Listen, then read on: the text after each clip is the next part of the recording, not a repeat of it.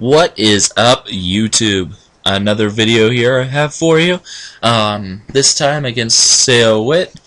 I know I've been posting a lot of battles with this guy, but we've had some really good ones lately. And apparently my own video recording software is going to start insulting me, so let's just get right into the match. And so he leads off with his Glider. This is attempt number 3 at recording this.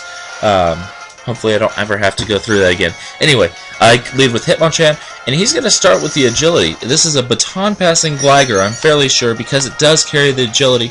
And my bet is he was planning on baton passing that to his Mew.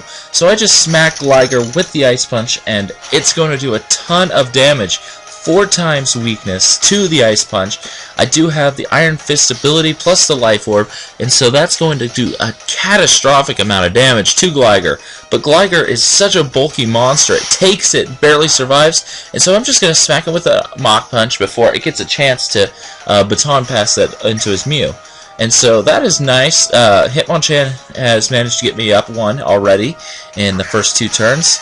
And he's actually going to go into Mew. I mean, it's a good switch, of course.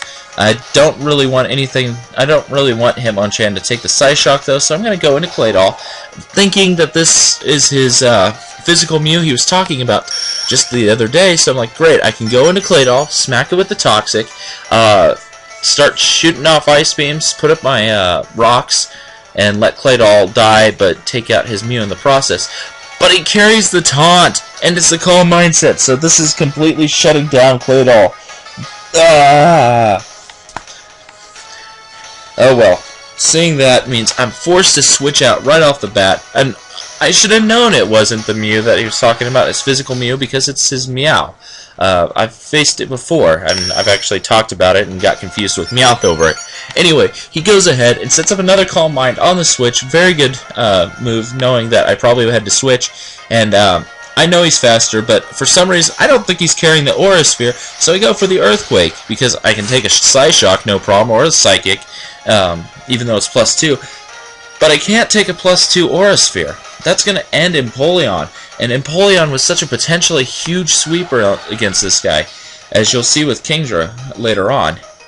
But that is the end of Empoleon, and this Mew is such a problem. I don't even know what I can do against this guy. So I go into Arcanine, smack it with a Flare Blitz, because I know the raw power behind Arcanine will be enough to do some huge damage, and maybe let me get back in this game. Machamp does a huge chunk of damage, and he goes for the Psyshock. And that's going to end my Arcanine, which is unfortunate, but what can I do about it? Well, nothing really. So I'm going to lose my Arcanine, but take Mew down to a point where I can actually get this thing killed off with Nidoking. I'm going to bring in Nidoking now, and because I bring it in like this, I do believe I fake him out, make him think I've got the Scarf, so he's just going to go for the taunt, expecting to die here, because he probably doesn't want to switch in. That's kind of my guess. I could be kind of rambling and not on the right track, but I'm going to fire off the Sludge Wave, kill off the Mew, and no more Mew threat. This is great. If he had just hit me with the Psyshock, I might have lost the game, to be honest. So anyway, the sheer force Nidoking has taken down Mew with the Sludge Wave. And he goes for the Super Fang with his Crobat, and that's a ton of damage. Very unfortunate for me that I had to eat that, but I take it and whatever. Fire off an Ice Beam, finish off Crobat, and Nidoking's doing some great work getting me back into this game. I'm kind of clawing my way back up after the threat of the Mew. He goes into his Snorlax though, and I know it's probably one of the curse sets because it's such a popular set, and with good reason. And so I'm going to just start smacking the Earth Powers, trying to just do as much damage as I can before he kills off Nidoking.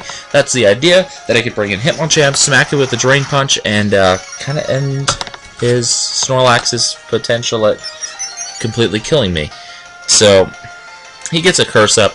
Doesn't matter because I'm a special attacker, obviously. And I would die from an Earthquake anyway, I'm pretty sure at this point.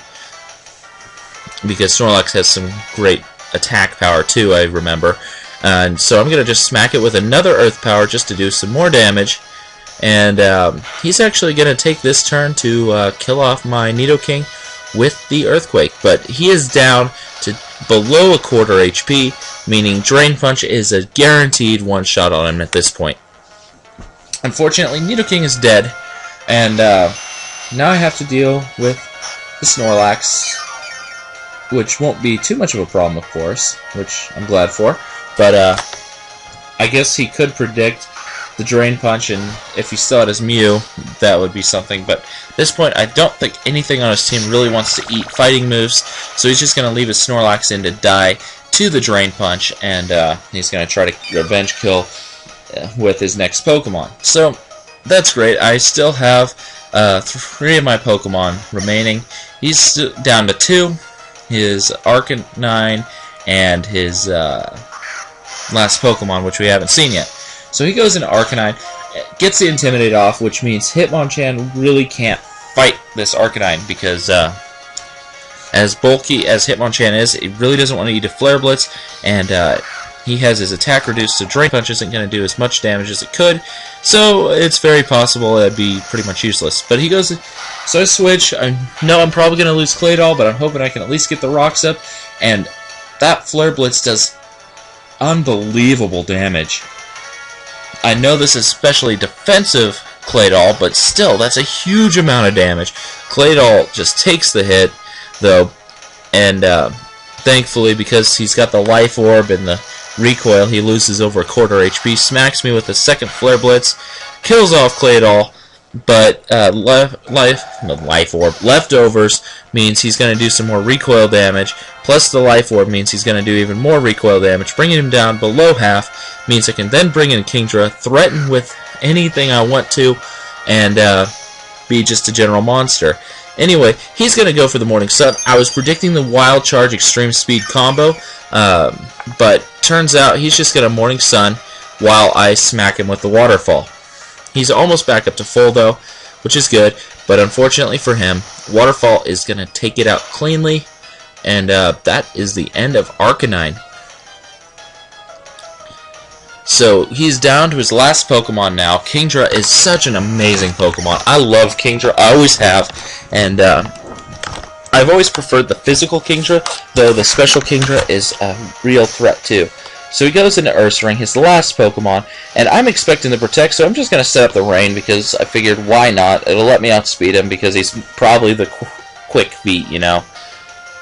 Anyway, he goes for this Facade instead, and even though it is not Guts boosted yet, it does a ton of damage, bringing me down to way below half. Then he gets his Toxic Orb, and I'm just going to smack him with the Outrage, because I do believe at this point, even though the Rain is up, Outrage would do more damage, because it's still stabbed. It's 120 compared to the 80 of Rain, and I don't want to try to rely the flinch, and that brings him down to just a sliver of health. Smacks me with another Facade, but he's going to go down as well because of the toxic damage, and that is a double down, leaving my Hitmonchan with the Mach Punch, which would have meant I would have taken out Ursaring anyway. But very good game, and I hope you enjoyed. And I just got to notice that I am about 2 weeks from my new hardware. Bye.